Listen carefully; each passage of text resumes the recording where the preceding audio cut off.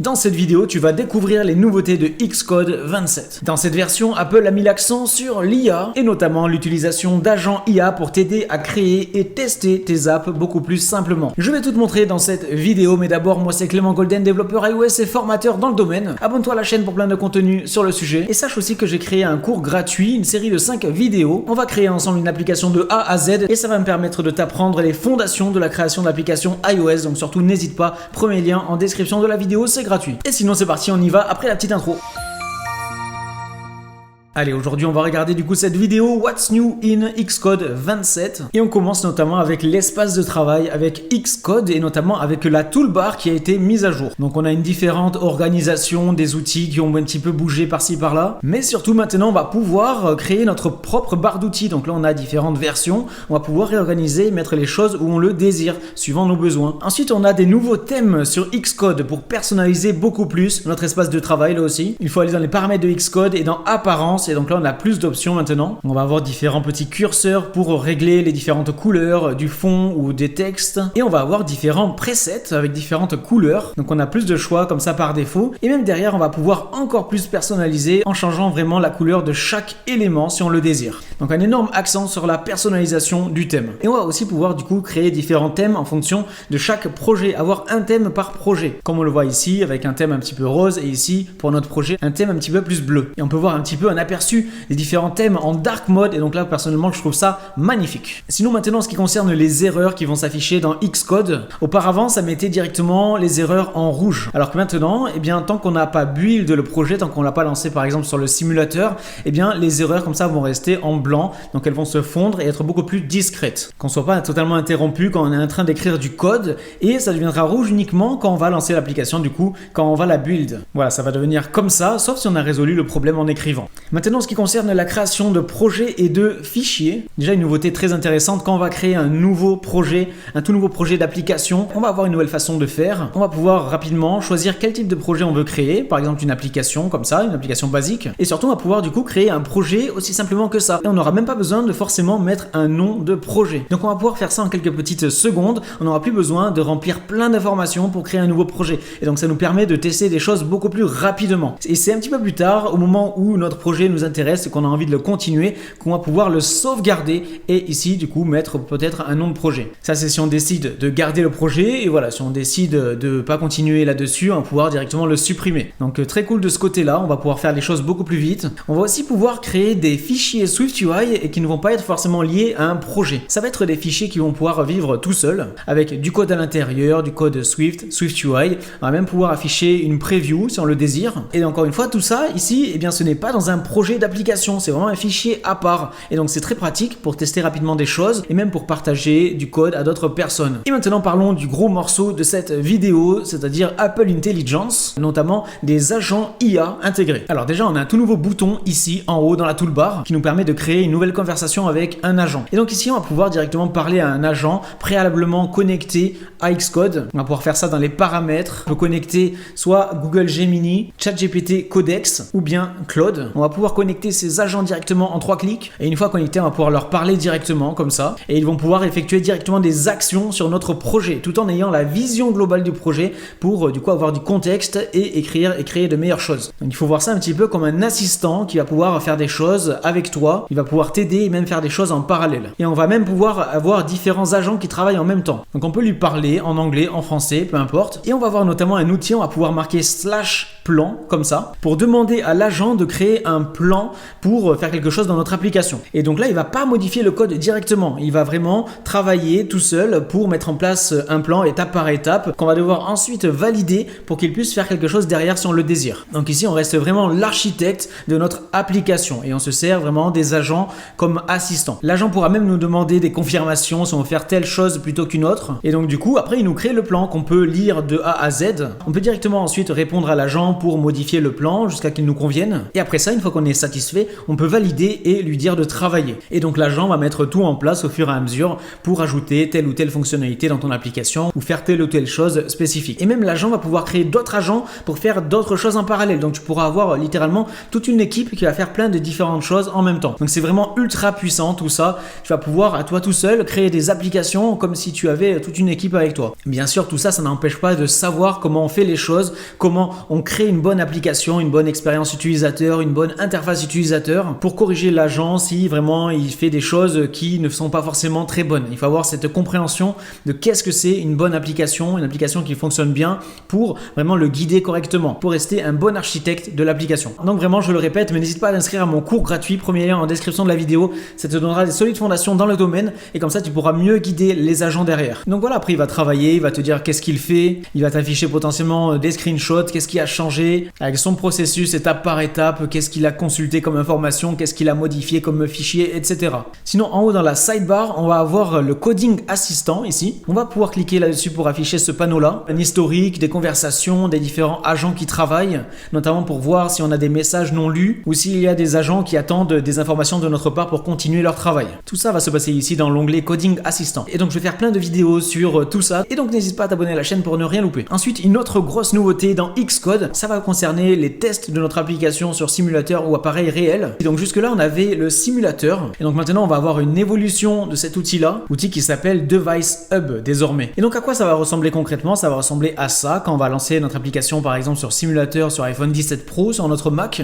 Jusque là c'est à peu près pareil qu'avant. On va pouvoir tester notre application directement sur le Mac, revenir à l'accueil de l'iPhone ici, faire des screenshots, faire des enregistrements, tourner l'écran. Jusque là rien de bien nouveau. Ce qui va changer, ça va être ce petit bouton là qui va nous permettre, quand on va appuyer dessus, d'agrandir comme ça le Device Hub, ce qui va nous donner accès à d'autres outils. On va notamment avoir ici l'inspecteur qui va nous permettre de tester notre application avec différents settings en light mode, dark mode, avec différents niveaux de liquid glass, différentes tailles de texte, différents paramètres d'accessibilité, vraiment plein de petits settings qui vont nous permettre de tester notre application sous tous ces aspects pour vraiment contrôler que tout fonctionne correctement avant de la publier sur l'App Store. Et en plus de ça, on a une nouveauté, notamment sur iOS 27, le nouveau macOS aussi, macOS Golden Gate, mais on peut concrètement faire fonctionner notre iPhone physique pour le contrôler directement au clavier à la souris sur notre Mac. Donc très pratique, ça s'appelle iPhone Mirroring. Et donc une nouveauté avec les nouveaux OS, c'est qu'on va pouvoir redimensionner notre application. Avant, elle était bloquée, notre application iPhone, quand on l'a lancée sur le Mac, elle était bloquée en vertical, en format iPhone, comme cela. Mais du coup, la nouveauté, c'est qu'on va pouvoir redimensionner la fenêtre comme ça. Et donc, ici, sur le Device Hub, on va pouvoir tester que cela fonctionne correctement, avec différentes tailles de fenêtres, comme on peut le voir directement en largeur et en hauteur, comme ça, pour voir si notre application fonctionne bien. Sinon, toujours sur le Device Hub, sur le côté, ici, on va pouvoir afficher tous nos appareils. Et donc ici, on va avoir vraiment tous nos appareils virtuels, ainsi que tous nos appareils qu'on va pouvoir avoir physiquement. Ils vont tous être centralisés sur le côté ici. Et donc, on a une nouveauté assez extraordinaire, je trouve, c'est que, par exemple, si on teste notre application sur notre vrai iPad, imaginons. Auparavant, on devait tester notre application sur l'iPad directement pour voir si tout fonctionnait correctement. Et donc maintenant, nouveauté, c'est que voilà, on va pouvoir afficher notre application sur notre iPad, mais surtout, on va pouvoir piloter et effectuer nos tests directement depuis le Mac. On va pouvoir, avec notre souris et notre clavier, contrôler notre application directement sur le Mac au lieu de le faire sur l'iPad. Et donc ça, c'est vraiment fantastique, je trouve. Et donc ça, c'est avec Device Hub, l'évolution de l'application Simulator. Ok, donc jusque-là, Xcode nous permet de créer notre application, de la tester sur le Device Hub, mais à ce moment-là, notre application n'est pas forcément prête à être publiée et être montrée au monde entier. Et donc on va avoir différents outils qui vont nous permettre de peaufiner notre application et on va commencer par la traduction. Et donc là, ça va être aussi fantastique. On va pouvoir traduire directement notre application dans une nouvelle langue et cela totalement automatiquement en quelques secondes. Pour ce faire, on va pouvoir lancer une conversation avec notre agent IA et on va pouvoir lui demander voilà, de faire la traduction par exemple pour la langue espagnole. Et donc ici, l'agent IA va regarder tout notre code de notre application, il va repérer tous les endroits où il y a du texte décrit à l'intérieur et donc à partir de là, il va créer ce qu'on appelle un string catalogue, concrètement un dictionnaire qui va contenir tous nos textes de notre application. Dans ce dictionnaire, ça va dire par exemple que tel mot, il va se traduire en tel mot dans telle langue. Ça va ressembler notamment à cela. Et donc ici par exemple, si on se concentre sur cette ligne-là, ça correspond à une définition. On va avoir ici en bleu la clé, ça correspond à ce qui va être écrit dans notre code. Dans notre code, il est écrit ce texte-là. Et donc en vert ici, on va avoir la traduction de ce texte en anglais. Et donc en jaune, c'est ce qui va s'afficher sur l'application des personnes qui ont la langue en espagnol. Et donc pour chaque chose qu'il est écrit dans notre application, on va avoir une ligne différente. Et donc tout ça, l'agent va le créer automatiquement tout seul. On lui a juste dit ici, traduis l'application en espagnol concrètement. Et donc la première fois qu'on crée une traduction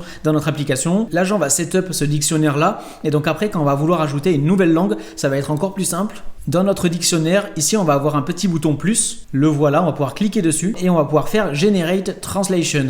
Et on va pouvoir choisir une nouvelle langue à ajouter et donc l'agent va travailler ici pour ajouter par exemple le chinois et donc ça ajoute une colonne comme on peut le voir. Et donc pour chaque nouvelle langue qu'on a envie d'ajouter à notre application, on aura juste à faire plus, Generate Translations, choisir la langue et c'est tout. Et donc ici, on a toutes nos différentes langues supportées par notre application. Alors bien sûr, derrière, il est très important de faire des tests pour voir si les traductions sont correctes. On va pouvoir le faire avec TestFlight. Si on a des testeurs, ils vont pouvoir tester notre application dans leur langue et ils vont pouvoir faire des reports, donc pour dire s'il y a certains problèmes. Ça, on va pouvoir les corriger derrière. Apple nous donne quand même quelques petites astuces concernant la traduction, notamment d'ajouter seulement une ou deux langues pour le premier lancement de notre application. Pas besoin d'ajouter 50 langues parce qu'après à maintenir ce sera beaucoup trop compliqué. Autant commencer directement par l'anglais et après peut-être ajouter l'espagnol, le français, mais pas ajouter plein de langues d'un coup. Et ensuite pour finir la vidéo, ils ont parlé notamment de la mise à jour de Organizers, Instruments et Xcode Cloud. L'Organizer, ça va être un outil qu'on va pouvoir lancer dans Xcode. Ça va nous permettre d'avoir des retours sur l'utilisation de notre application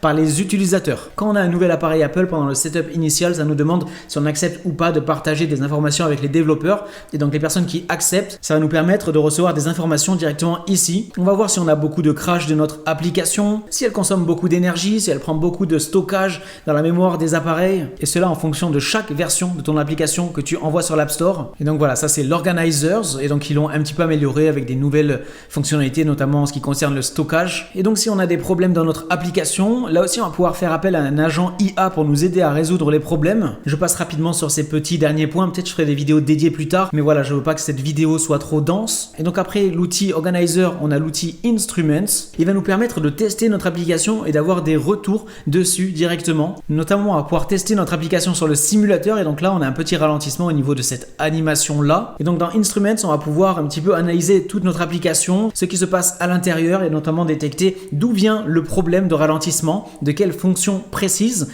histoire de corriger le problème. Et donc là aussi, si on le désire, on va pouvoir utiliser un agent IA pour nous aider à résoudre les problèmes. Et pour finir, on a Xcode Cloud. Dans Xcode, on va pouvoir setup notre Xcode Cloud en connectant notre compte Apple. Et donc concrètement, ça va nous permettre d'effectuer des tâches ou des automatisations directement sur le cloud de Apple au lieu de faire ces tâches directement en local sur notre Mac. Par exemple, quand on va créer une nouvelle version de notre application et la sauvegarder, on va pouvoir faire en sorte que dans le cloud, ça fasse des tests qu'on aura programmés automatiquement tout seul et que ça envoie notre build directement prêt à être envoyé à nos testeurs ou prêt à être envoyé sur l'App Store. Voilà, on va pouvoir faire des petites automatisations pour accélérer notre développement. Et donc ça c'est pratique ça aussi de ce côté-là et donc on a une meilleure intégration dans Xcode. Et du coup c'est la fin de cette vidéo sur les nouveautés de Xcode 27. Tu peux d'ores et déjà télécharger la bêta de Xcode 27, tu as le lien en description si tu le désires. Et donc on a plein de nouveautés super intéressantes, notamment en ce qui concerne les agents IA, la plus grande personnalisation de Xcode en ce qui concerne son design et sa barre d'outils, et aussi en ce qui concerne la traduction de ton application. Ça aussi c'est vraiment très sympathique je trouve. N'hésite pas à me dire ce que tu penses de tout ça dans les commentaires, laisse un like, abonne-toi à la chaîne, rejoins mon cours gratuit, premier lien en description de la vidéo, et on se retrouve très bientôt pour une prochaine vidéo. Allez, salut!